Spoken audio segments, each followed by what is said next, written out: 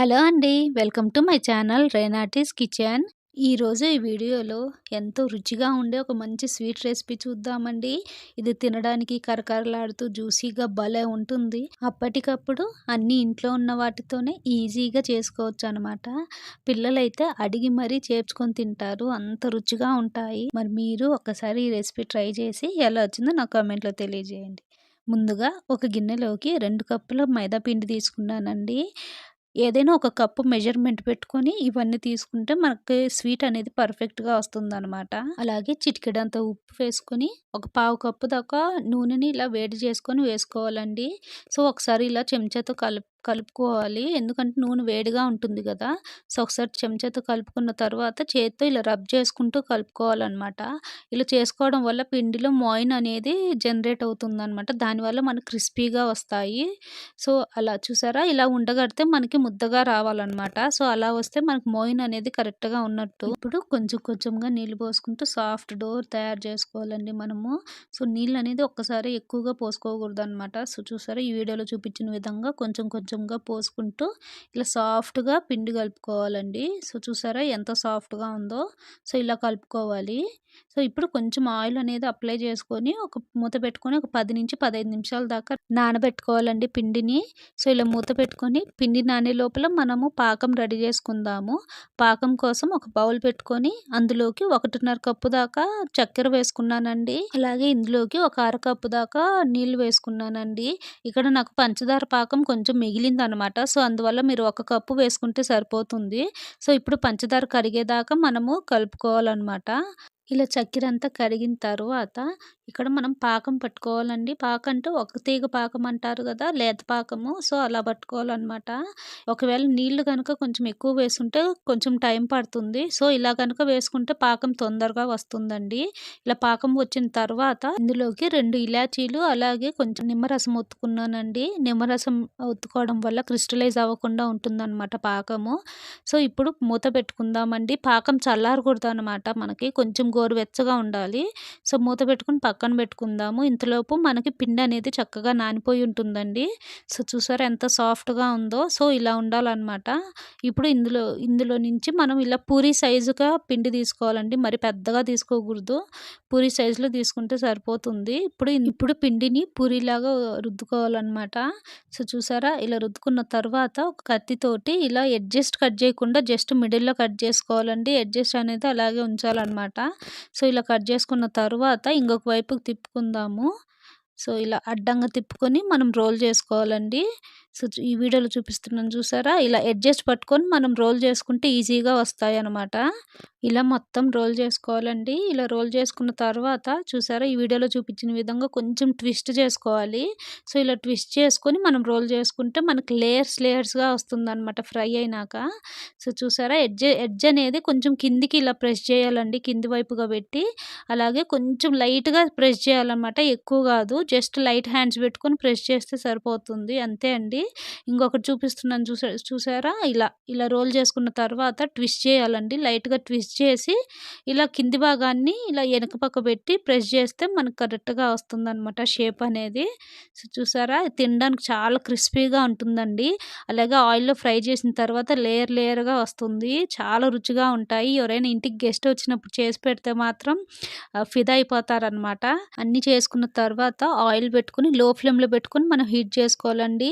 ఇక్కడ చూసారా? వేసిన తర్వాత లైట్ బబుల్ రావాలనమాట. ఎక్కువ వేడి ఉండకూడదు. వేడి ఉంటే మనకు పూరి పైన బబుల్స్ వచ్చినట్టు వచ్చేస్తాయి. సో, లో ఫ్లేమ్‌లో పెట్టుకొని మనం ఫ్రై చేసుకోవాలండి. సో, వేసిన ఒక 5 నిమిషాల తర్వాత మీడియం ఫ్లేమ్ పైన పెట్టుకోవాలనమాట. సో, అన్నీ ఇలా పైకొచ్చేదాకా మనం టచ్ చేయకూడదండి. సో, ఆయిల్‌లో వేసిన తర్వాత వాటంతట అవే ఇలా పైకొస్తాయి. వచ్చిన ఒక 2 మినిట్స్ తర్వాత మనం ఇంకొక వైపుకి తిప్పుకోవాలండి. ఇక్కడ ఖచ్చితంగా హై ఫ్లేమ్ మాత్రం అస్సలు పెట్టుకోకూడదండి. లో టు మీడియం ఫ్లేమ్ పైన పెట్టుకొని మనం ఫ్రై చేసుకోవాలనమాట. అప్పుడే టెక్స్చర్ అనేది చాలా చక్కగా వస్తుంది. సో, తినేటప్పుడు ఆ క్రంచీనెస్ అనేది తెలుస్తుందనమాట. సో, ఇలా లైట్ గోల్డెన్ కలర్ వచ్చినాక మనం తీసేసుకోవాలండి. లేకుంటే బిస్కెట్ కలర్ అయినా అంటారు గదా! సో, అలా వస్తే సరిపోతుందండి మనకి. సో, చూసారా? ఇలా అయిన తర్వాత తీసేసుకుందాము.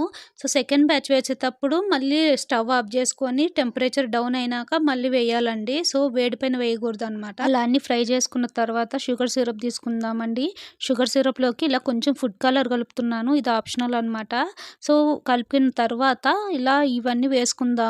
ఇక్కడ టెంపరేచర్ అనేది కొంచెం గోరువెచ్చగా ఉండాలండి. చల్లారకూడదు. ఒకవేళ చల్లారుంటే కొంచెం వేడి పెట్టుకోండి షుగర్ సిరప్ అనేది.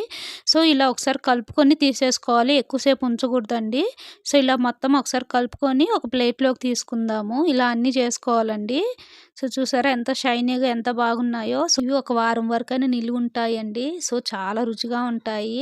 సో, ఈ రెసిపీ నచ్చుంటే లైక్ చేయడం మాత్రం మర్చిపోకండి. ఈ రెసిపీ తప్పకుండా ఒకసారి ట్రై చేయండి. ట్రై చేసి ఎలా వచ్చిందో నాకు కామెంట్‌లో తెలియజేయడం మాత్రం మర్చిపోకండి. మీ ఫ్రెండ్స్ అండ్ ఫ్యామిలీ మెంబర్స్‌కి షేర్ చేయండి. నెక్స్ట్ రాఖీ పండుగ వస్తుంది కదా! మీ అన్నయ్యకి గాని, తమ్ముడికి గాని ఇలా చేసి పెట్టండి రాఖీ పండుగ రోజు. సో, సూపర్ అంటారు. నా లాస్ట్ వీడియోలో పూర్తి తెలుగులో మాట్లాడమని ఇద్దరు ముగ్గురు కామెంట్ చేశారండి. సో, నాకు వీలైనంత వరకు తెలుగులో మాట్లాడాలని ట్రై చేశాను. సో, ఇంగా నా వంతున నేను ట్రై చేస్తూనే ఉన్నానండి. ఏదైనా తప్పుగా మాట్లాడుంటే క్షమించండి. అలాగే నా ఛానల్‌కి గనుక కొత్తగా విజిట్ చేసుంటే సబ్స్క్రైబ్ చేసుకోండి. అలాగే పక్కనే ఉన్న బెల్ ఐకాన్‌ని క్లిక్ చేయండి. Thanks for watching.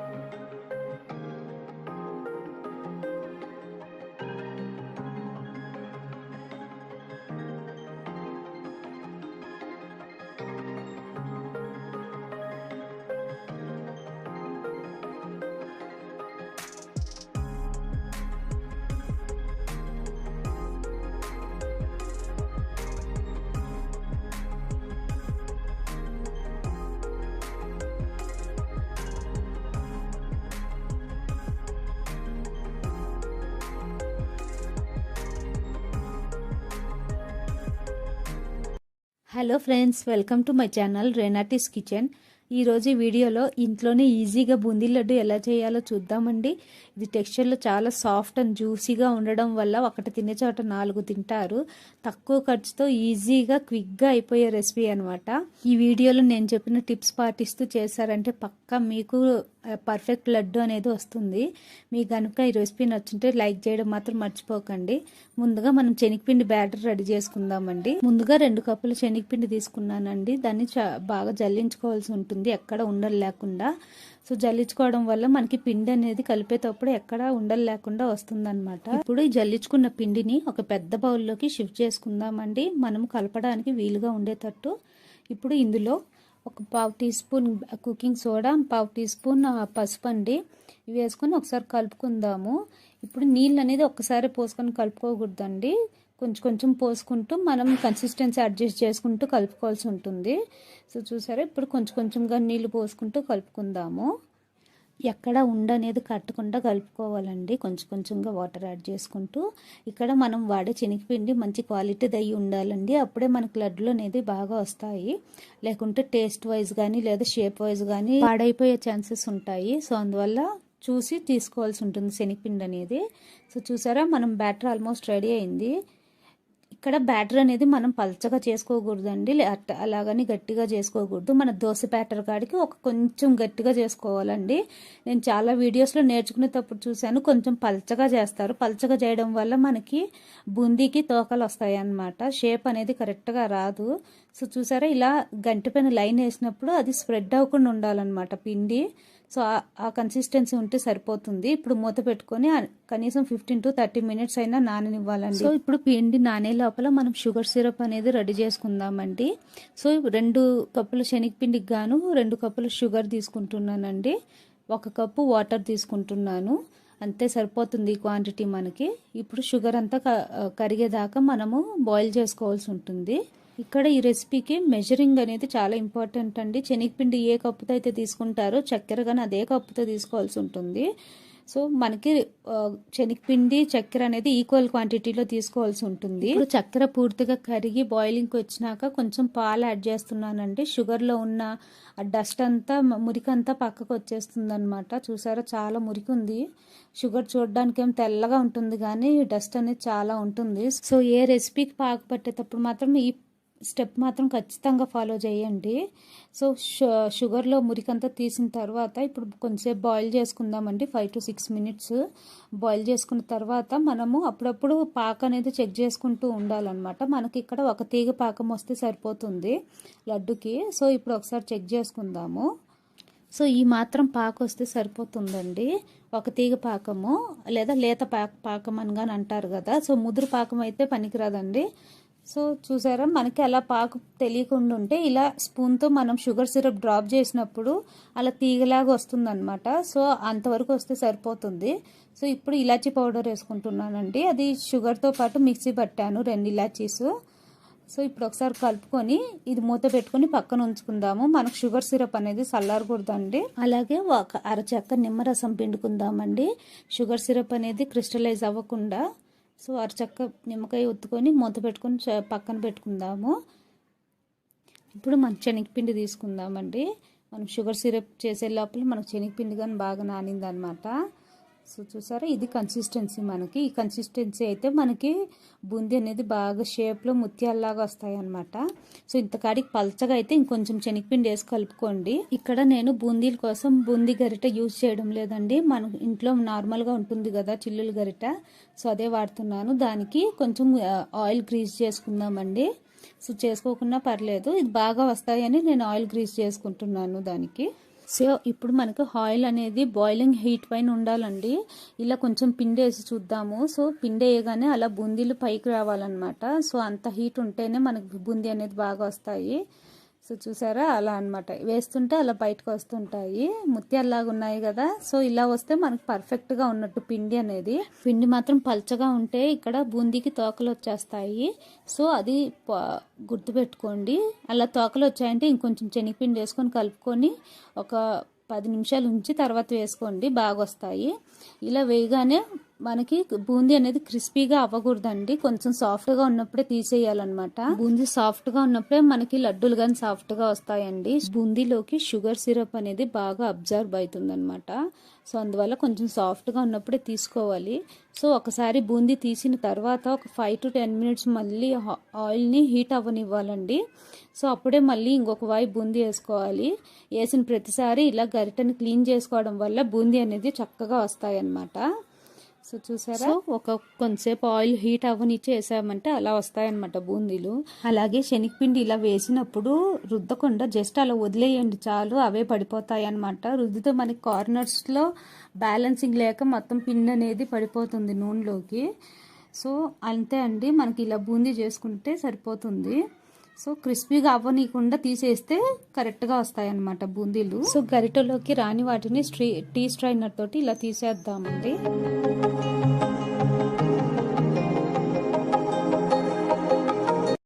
ఇక్కడ చూపించిన విధంగా సాఫ్ట్గా ఉండాలండి బూందీ, క్రిస్పీ అవ్వకుండా. సో చల్లారిన తర్వాత కానీ మనకు సాఫ్ట్గా ఉన్నాయి చూసారా, అలా ఉంటే బూందీలోకి సిరప్ అనేది బాగా వెళ్తుంది. సో మనకి లడ్డూలు కానీ జ్యూసీగా వస్తాయి. ఇక్కడ షుగర్ సిరప్ అనేది ఒకవేళ చల్లారుంటే వేడి చేసుకోండి. వేడి చేసుకొని మనం బూందీ అనేది యాడ్ చేసుకోవాల్సి ఉంటుంది. ఒకవేళ ఇక్కడ చల్లారిన సిరప్లో యాడ్ చేశారంటే బూందీ కొంచెం గట్టిగానే ఉంటుందండి. సో అది కొంచెం గుర్తుంచుకోండి. ఇప్పుడు ఒక 2 నుంచి 3 నిమిషాలు బాగా కలుపుకుందాం బూందీ అంతా యాడ్ చేసిన తర్వాత. సో చూసారా, ఇలా బాగా కలుపుకున్న తర్వాత ఒక 30 నుంచి 40 నిమిషాల పాటు రెస్ట్ ఇవ్వాలన్నమాట. షుగర్ సిరప్ అనేది బాగా పీడ్చుకుంటుంది బూందీ అనేది, లేదా ఓవర్ నైట్ పెట్టినా సరిపోతుంది. సో ఇక్కడ నేను ఓవర్ నైట్ పెట్టాను అనమాట. సో చూసారా, బాగా బూందీ అనేది అబ్జర్వ్ చేసుకున్నది షుగర్ సిరప్. ఇప్పుడు ఇందులోని కొంచెం భాగం తీసి మనం మిక్సీ పట్టుకోవాలండి. మిక్సీ కానీ పేస్ట్ చేసుకోకూడదు, కొంచెం రఫ్గానే పట్టుకోవాలండి. సో ఇలా అనమాట, నేను 3 నుంచి 4 గంటలు తీసుకొని మిక్సీ పట్టుకున్నాను బూందీని.